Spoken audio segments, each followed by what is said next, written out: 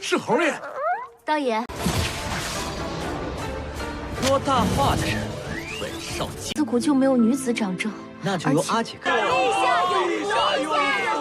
Hola, mohon maaf ya, untuk tongwa ini sedikitlah terlambat karena di daerah Mimin tiba-tiba mati listrik lagi dan lagi. Dari jam 1 pagi baru nyala jam 1 siang guys. Wah, emang gila parah. Untuk melanjutkan tongwa dari Tun Tianji, tepatnya untuk episode 20, bagi yang belum nonton, tonton dulu part sebelumnya, linknya ada di kolom deskripsi. Dan bagi yang ingin maraton, playlistnya telah Mimin buatkan. Kalian bisa cek di beranda Mimin ya. Kalau begitu, langsung saja kita masuk ke dalam ceritanya. Dari bentrokan yang begitu dahsyat, terjadinya ledakan yang begitu sangatlah besar. Sampai-sampai Hotien tidak bisa untuklah menahan dampaknya, dia juga terkena imbasnya sampai lenyap dari dunia ini. Yang tandanya kalau Wuyu telah berhasil memenangkan pertarungan kali ini. Setelah dari semua itu ya, terucaplah dari mulutnya Wuyu, hari yang telah ditunggu-tunggu akhirnya telah tiba. Begitu juga dengan kakaknya. Jika saja ayah dan ibunya berada di sini, sudah pasti akanlah bangga dengan mereka. Tetapi dia sangatlah yakin, ayah dan ibunya yang di surga tahu kalau mereka berdua telah berhasil membalaskan dendamnya. Dan dia berharap besar kepada kedua orang tuanya kalau mereka bisa beristirahat dengan begitu tenang di sana. Tidak lama dari itu ya, Zhongwu datang dengan tangan kirinya yang telah terputus. Hal ini membuat Tuan Putri sungguh begitu kasihan kepadanya. Tetapi dia dikejutkan kalau Paman Zhongwu sedanglah membawa seorang bayi. Dia mempertanyakan dari mana bayi satu ini. Tetapi ya, Zhongwu tidak memberitahunya. Dia hanya berkata bayi ini adalah hadiah bagi dia yang telah setia kepada kerajaan. Jadi dia menganggap kalau bayi ini adalah anaknya. Wow. Wuyu menjamin kalau tangan kirinya akanlah dia perbaiki. Mendengar ini, Paman Zhongwu sungguh terkejut. Ternyata ada sebuah metode pengobatan yang bisa untuklah mengembalikan tangannya. Dan dia sungguhlah berterima kasih. Tidak lama dari itu, beberapa prajurit yang dulunya dikatakan sebagai rakyat jelata akhirnya mengetahui kalau Sun Doju ini adalah putra mahkota Yu atau Pangeran Yu. Yang tidak disangka-sangka, semua prajurit ini adalah bekas dari kerajaan Dongye. Dan mereka sangatlah begitu senang, ternyata putra mahkota yang paling dihormati oleh mereka ternyata berada di sini dan sama sekali tidaklah meninggal dunia. Dengan begini ya, mereka sangatlah yakin seyakinnya kalau kerajaan Dongye jika dipimpin olehnya akanlah menjadi lebih baik lagi. Lalu Touye juga keluar untuklah mencairkan suasana. Tetapi baru saja mereka tertawa, di sana ada tetua yang berasal dari klan Yuan. Dirinya memuji kehebatan dari Sun Doju yang kini telah diketahui identitas aslinya. Memuji kalau kemampuan serta keterampilan dia sungguh begitu luar biasa. Namun tetap saja dirinya tidak terima atas tindakan dia yang telah menghabisi nyawa anggota klannya. Dan dia akanlah membuat perhitungan.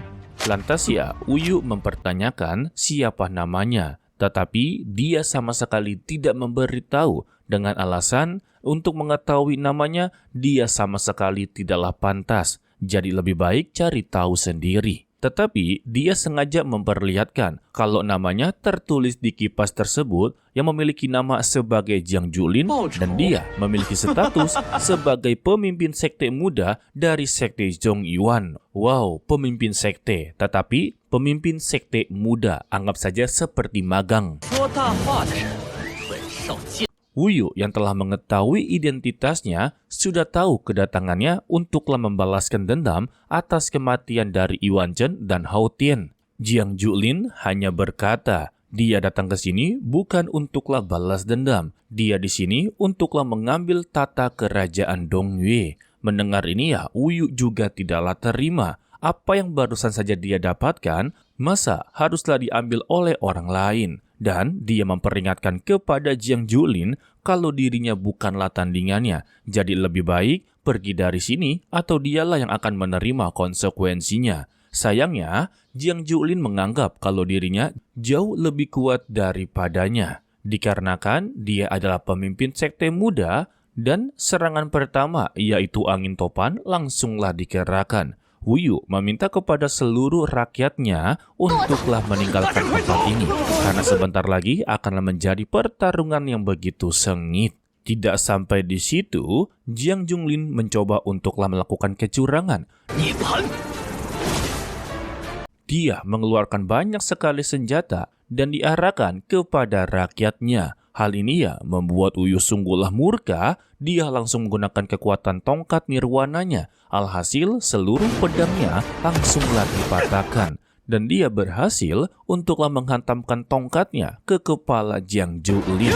Setelah mendapati hantaman, dia pun menjadi ketar-ketir serta memberikan ancaman kepadanya kalau dirinya telah menghabisi murid-murid dari sekte Zongyuan. Bahkan untuk saat ini, dia telah membuat dirinya terluka parah. Jadi, jangan salahkan dirinya jika dia melaporkan kepada atasan ataupun atasan yang mengetahui, maka dialah yang akan mendapati masalah besar. Ya, sudah biasa ya peringatan seperti ini, tetapi Wu Yu sama sekali tidaklah peduli. Hal ini membiarkan dirinya berhasil melarikan diri dengan jimat transformasi.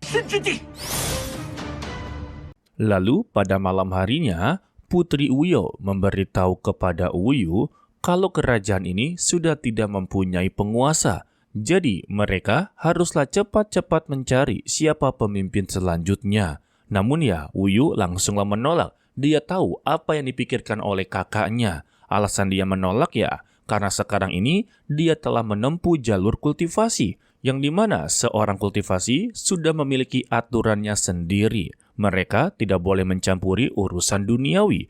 Ditambah ya, orang-orang yang telah menempuh jalur kultivasi haruslah terus-terusan menambah kekuatannya. Jadi, yang diharapkan oleh Wu Yu kalau kakaknya sendirilah yang akan memimpin kerajaan ini. Namun kakaknya sungguh begitu ragu, karena dalam sejarah tidak pernah ada wanita yang berkuasa. Dan Wu Yu memotivasinya, maka jadilah wanita pertama yang bisa memimpin kerajaan ini. Dan tunjukkanlah kemampuan dia serta keterampilan dia dalam memimpin sebuah negara. Alhasil, kakaknya langsunglah menerima permintaan tersebut. Dan pada akhirnya ya, dia akhirnya menjadi kaisar wanita yang pertama. Kalau udah posisi seperti ini, disebut kaisar atau sang ratu, guys.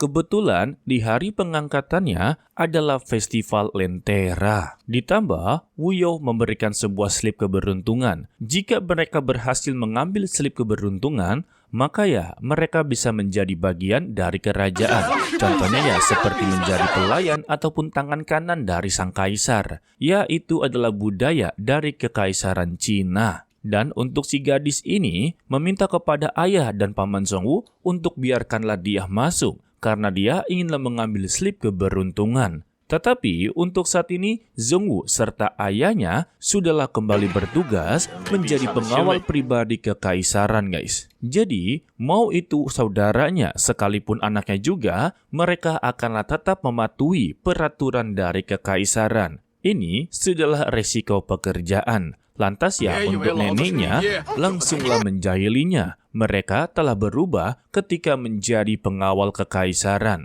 Tetapi mereka berdua menjawab, mereka adalah pengawal yang jujur. Ya, betul. Alhasil, anaknya sama sekali tidak bisa untuk memasukinya. Dirinya yang telah pasrah mencoba untuklah antri dari belakang. Tetapi secara tiba-tiba ya, Su Yanli berada di sana dan memberikan slip keberuntungan kepada gadis tersebut. Hal ini membuat dia menjadi begitu sangatlah senang serta begitu terkagum-kagum kepadanya. Karena dia melihat Su Yanli layaknya seperti seorang dewi. Begitu juga dengan Wu Yu akhirnya menyadari kalau seniornya berada di sini, sehingga dia pun langsunglah menemuinya dan mempertanyakan apa yang sedanglah dia lakukan di sini. Ternyata ya, Su Yanli datang untuklah melihat hasil kerja dari Wu Yu. Ternyata ya, benar-benar di luar ekspektasinya. Dia berhasil untuklah membangkitkan kerajaan Dongyue dan membasmi kejahatan yang berada di sini. Jadi bisa dikatakan tugasnya telah selesai. Dan karena dia telah menyelesaikan misinya, maka Xu Yanli akanlah membawa pulang Uyu. Di sana juga dia akanlah mendapati hadiah serta tugas terbaru. Mendengar ini ya, Uyu sangatlah begitu penasaran hadiah apa yang akanlah didapatkan. Xu Yanli hanya menjawab, dia akanlah mengetahuinya jika sudah berada di dalam sekte. Dan sesingkatnya, semua permasalahan dari kerajaan Dongye telah diselesaikan. Dan Uyu sudah tidak ada kepentingan apapun di dalam kerajaan ini. Maka dia haruslah kembali ke dalam sektenya. Untuk sang kaisar atau kakaknya sendiri hanya berpesan kepada Uyu kalau dia haruslah bisa menjaga dirinya. Namun ya, Uyu malah membalikan, harusnya dialah yang harus bisa menjaga dirinya. Karena masalah ini sebetulnya belumlah selesai. Betul guys, karena masih ada sekte Zongyuan. Jadi, dia meminta kepada Paman Zhongwu serta lainnya untuklah menjaga kakaknya. Dan akhirnya, mereka kembali untuklah berpisah. Ya, semua orang memiliki kehidupannya masing-masing. Tidak bisa untuklah berketergantungan kepada orang lain, guys. Oke lah, sepertinya cukup sampai di sini saja dulu untuklah video kali ini. Mimin ucapkan terima kasih kepada kalian yang telah menonton sampai akhir. Pesan dari Mimin, tetaplah menjadi orang yang baik, walaupun itu sangatlah sulit. To be continue, sampai jumpa di video berikutnya. Bye-bye. 导演，说大话的人很少见，自古就没有女子掌政，那就由阿姐。陛下。